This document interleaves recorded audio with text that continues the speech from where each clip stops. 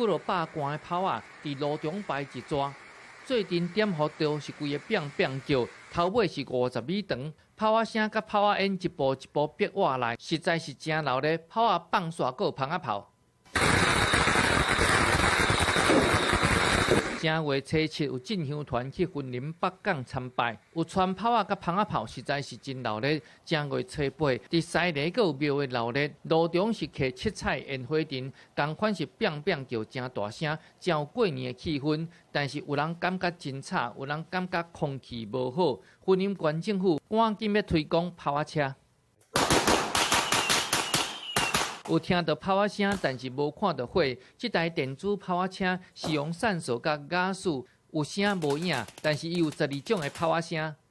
县内大概至少已经有150间的寺庙以上，他们有使用环保鞭炮机在使用。那对于这个寺庙周遭的环境帮助相当大。可能不多1年看叫一场无，打这炮是添起来。 因为这是电子的，有听到声，无看到炮仔咧放，有人就感觉讲欠一味。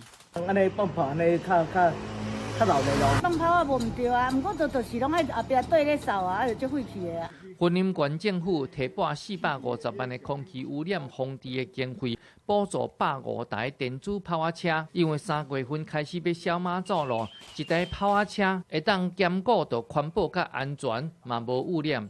民视新闻云林报道。